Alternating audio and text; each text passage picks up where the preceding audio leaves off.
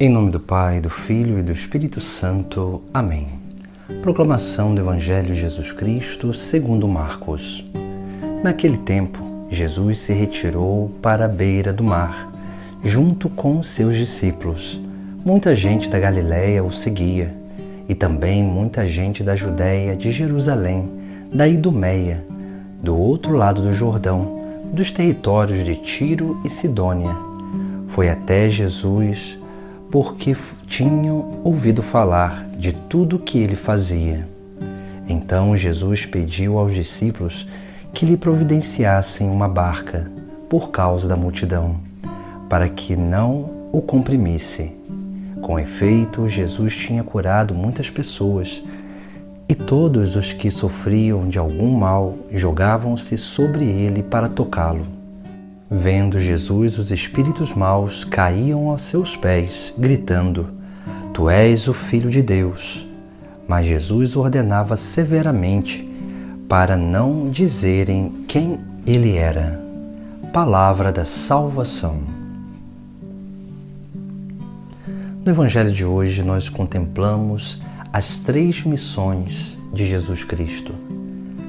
Jesus veio a este mundo para ser mestre, e por isso que muita gente seguia ele. Ele veio para anunciar, porque essa função de ser mestre significa que Jesus Cristo veio exercer a função de ensinar a verdade, ensinar o verdadeiro caminho, ensinar aquilo que deve ser o verdadeiro caminho de salvação para as almas. Por isso que essa multidão ia ao encontro de Jesus Cristo, porque percebia nele aquilo que era o anseio mais profundo do seu coração, a resposta desse anseio que nós encontramos em Jesus Cristo. Porque quando ele nos ensina, ele vai nos levando à reflexão sobre aquilo que pode nos fazer felizes e realizados. Por isso que essa é a primeira função de Jesus Cristo nesta terra, a primeira missão que ele exerce, que é sim essa missão de ensinar. E por ensinar, ele atrai essa multidão ao seu seguimento. E quanto mais nós vamos seguindo a Jesus Cristo, mais nós vamos aprendendo, não só com os seus ensinamentos, aqueles ensinamentos que saem de seus lábios, mas principalmente através das suas atitudes. Por isso que o Sagrado Evangelho ele é sempre composto por discurso e narração, porque nos discursos nós temos os ensinamentos que saem da boca de Jesus Cristo. Nas narrações nós temos o ensinamento que sai do testemunho, da vida, das atitudes de Jesus Cristo. E quanto mais nós lemos o Sagrado Evangelho, mais nós vamos aprendendo daquele que é o Divino Mestre.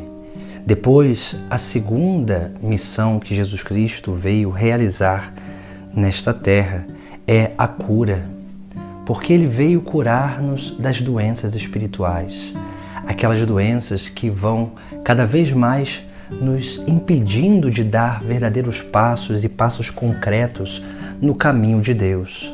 Esses passos concretos de correspondência a Deus.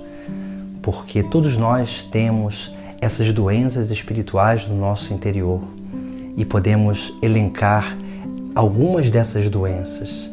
A primeira desordem espiritual é manifesta através dos nossos temperamentos, porque uma vez que o pecado corrompeu a nossa natureza, o nosso comportamento, a manifestação comportamental, ela é uma manifestação desordenada. E mesmo sendo libertos do pecado, ainda fica em nós a concupiscência.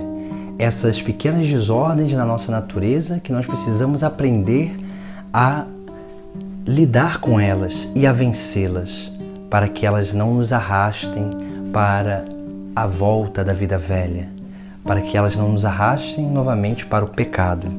Por isso que Jesus Cristo, ele nos cura. a cura que Jesus Cristo realiza na nossa vida, nós precisamos entender que a verdadeira cura que Jesus Cristo realiza não é um extirpar as nossas fraquezas, um arrancar aquilo que são as nossas debilidades, mas Ele vai nos dando a graça de dominar todas essas coisas. Por isso que a primeira coisa que nós precisamos ser curados é do nosso temperamento, aprender a lidar com ele.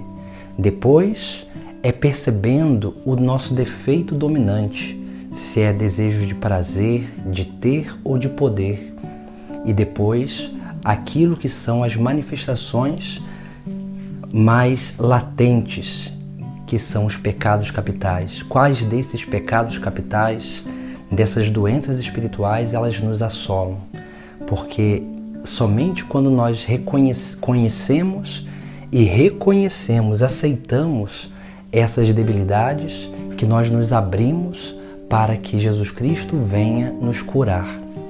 E aí, quando Ele vem nos curar, Ele vem cada vez mais reordenar essas áreas da nossa vida e nos dando a graça de dominar essas desordens concupiscentes.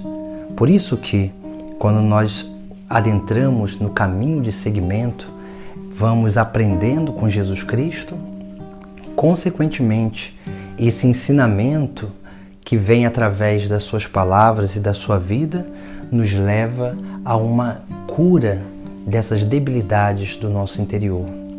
E depois, a terceira missão que Jesus Cristo veio realizar é nos libertar do demônio, dos espíritos maus, como nós vemos justamente no Sagrado Evangelho de hoje, onde o evangelista relata: vendo Jesus, os espíritos maus caíam aos seus pés, gritando: Tu és o Filho de Deus.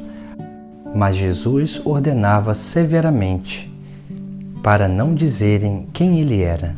Assim nós vemos que essa missão de libertação do tentador, do maligno, é essencial para que nós possamos permanecer focados em Jesus Cristo e naquilo que Ele nos anuncia, que é o reino dos céus.